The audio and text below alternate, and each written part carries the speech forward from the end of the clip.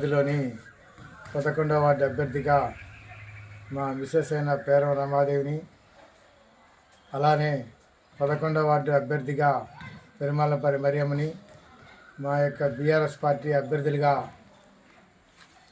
ఈ యొక్క మున్సిపాలిటీలో పోటీ చేస్తూ ఉన్నాం. మా యొక్క ప్రచారం 2 వార్డులో కూడా దాదాపుగా ఒక విడత పూర్తి కావస్తూ ఉన్నది. మా పార్టీ ఇచ్చిన అవకాశాన్ని మేము ప్రజలకు వివరిస్తూ భవిష్యత్తులో పార్టీని కానీ ప్రజలకి మంచి సేవ చేసి ఏదిలాపురం మున్సిపాలిటీలో మా యొక్క వార్డులకి మంచి సేవ చేయాలని ఆకాంక్షిస్తూ ఉన్నాం.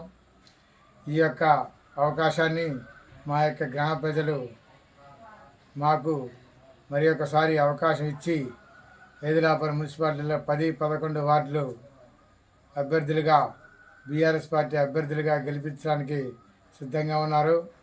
మేము గత 30 సంవత్సరాల నుంచి ఈ యొక్క గ్రామంలో సర్పంచ్గా, ఎంపీటీసీగా, మళ్ళీ సర్పంచ్గా గ్రామాల్లో ఎన్నో అభివృద్ధి కార్యక్రమాలు చేపట్టాను వివిధ పార్టీలలో. ఎందుకంటే ఎప్పుడు ప్రజలకి నిత్యం అందుబాటులో ఉంటూ ప్రజలకి సేవ చేసే దాంట్లో మేము ముందుంటామని తెలియజెప్తా ఉన్నాం. అలానే మళ్ళీ ఒకసారి ఈ యొక్క ఏదిలాపురం మున్సిపాలిటీలో మా యొక్క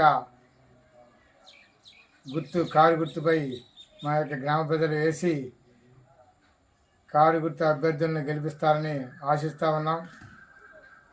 భవిష్యత్తులో ప్రభుత్వం నుంచి వచ్చే నిధులు కానీ, ఇంకేదైనా సంక్షేమ పథకాలు కానీ, ఇతరత్ర ప్రజాసేవలో మా యొక్క అభ్యర్థులుగా ముందుండి సేవ చేస్తామని కోరుతా ఉన్నాం.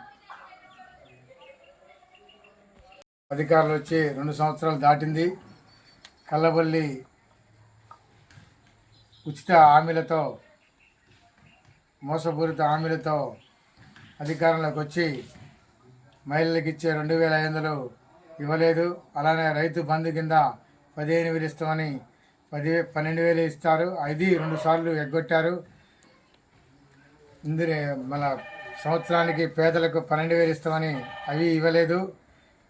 వృద్ధులకి, వితంతువులకి, వికలాంగులకి 4,000 నుంచి 6,000 ఇవన్నీ ఇవ్వలేదు. మేము భవిష్యత్తులో మా ప్రభుత్వం అధికారంలోకి వస్తే ఇంకా ప్రజలకి ఎన్నో సంక్షేమ పథకాలు అమలు చేసి ప్రజలకి మరింత చేరువవ్వాలని చెప్తా ఉన్నాం.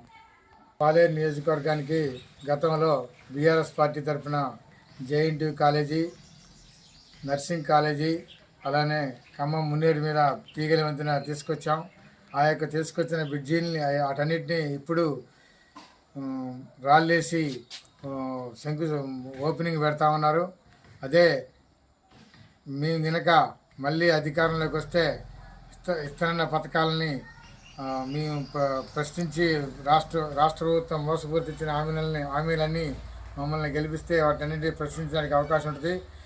ఏదిలాపురం మున్సిపాలిటీలో 2,500 పింఛన్ కానీ, 6,000 2,500 మహిళలకు కానీ, 6,000 4,000 పింఛన్లు కానీ ఈ యొక్క అన్నిటికీ ప్రశ్నించడానికి మమ్మల్ని గెలిపిస్తే అవకాశం ఉంటుంది.